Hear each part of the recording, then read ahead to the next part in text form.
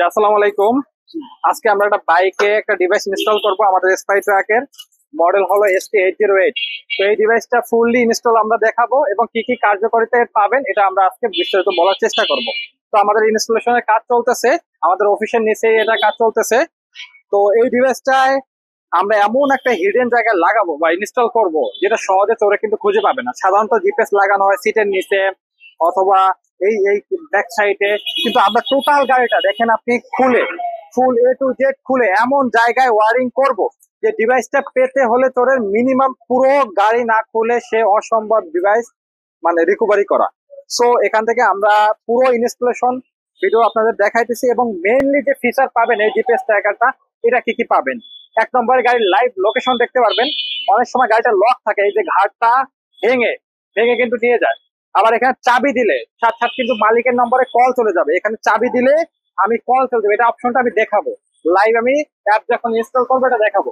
চাবি দিলে কল আসবে, ইঞ্জিন লক আনলক রিলে থাকে, একটা রিলের মাধ্যমে ইঞ্জিন লক করা যায়। এখানে ওয়ারিং সেট করা থাকবে।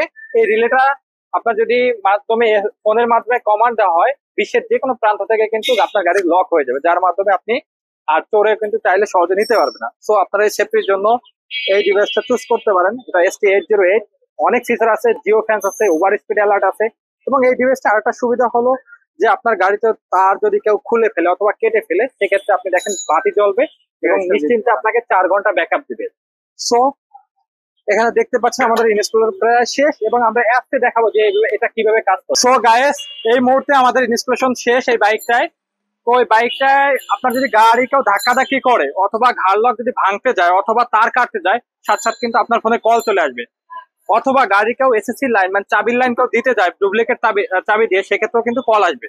তো দেখেন এই যে গাড়িটা এখন এই মুহূর্তে কিন্তু বন্ধ আছে দেখেন। সো আমরা এখন গাড়িটা ওয়ান করব। ওয়ান করলে এই যে মালিকের নম্বরে গাড়িটা যখন ভাইব্রেশন দেবো দেখছেন সাত সাত কল চলে আসছে। মানে আমার গাড়ি কেউ ধাক্কাধাক্কি করলেও ডিভাইসে মানে যদি অপশন পায় বা ভাইব্রেশন অ্যালার্ম সেন্সরে কাজ করে সাথে সাথে কিন্তু চলে আসবে।